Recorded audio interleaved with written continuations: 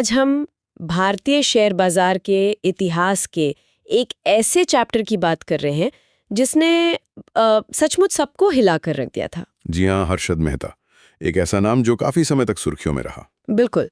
हमारे पास हर्षद मेहता शेयर बाजार का बिग बुल घोटाला लेख से कुछ अहम जानकारियां हैं। हाँ, तो आज कोशिश करते हैं समझने की कि ये पूरा मामला था क्या, कैसे गुजरात के एक आम लड़के से वो बिग बुल बने और वो 1992 का घोटाला वो कैसे हुआ। जी, और उसके नतीजे क्या निकले ये भी समझना जरूरी है। हाँ, तो शुरुआत करते हैं उनके बैकग्राउंड से।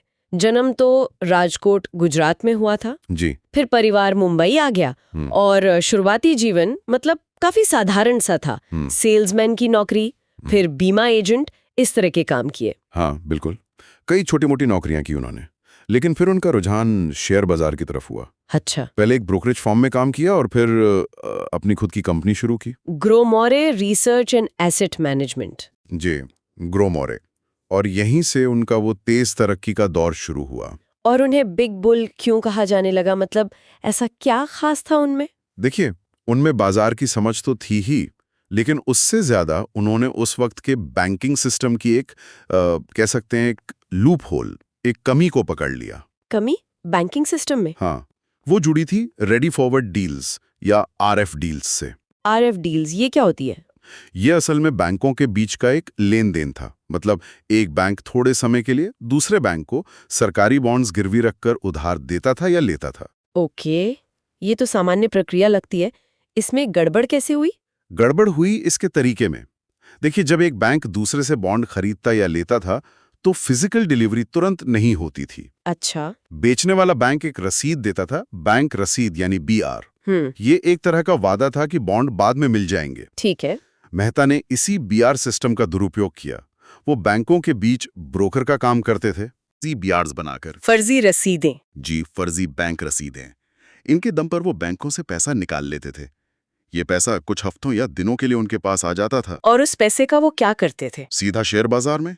अनुमान है कि इस तरह लगभग 4,000 करोड़ रुपए उन्होंने बैंकिंग सिस्टम से निकालकर बाजार में लगा दिए। 4,000 करोड़ उस जमाने में ये तो बहुत बड़ी रकम थी। बहुत बड़ी। और इस पैसे से उन्होंने चुनिंदा कंपनियों के शेयर्स में भारी खरीदारी शुरू कर दी। कौन सी कंपनियां थी वो? ज्यादातर ब्लूचिप कंपनियां थीं, जैसे एसीसी, स्टेरलाइट, वीडियोकॉन। एसीसी का तो नाम बहुत सुना है स्कैम के साथ। हाँ, एसीसी का शेयर तो मतलब कमाल ही हो गया था।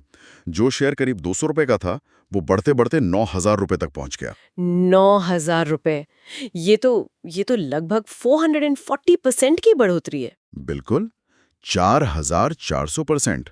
तो आप सोच सकते हैं कि आम निवेशकों के बीच उनकी क्या छवि बन गई होगी। हाँ, बिग बुल, शेयर मार्केट का जादूगर।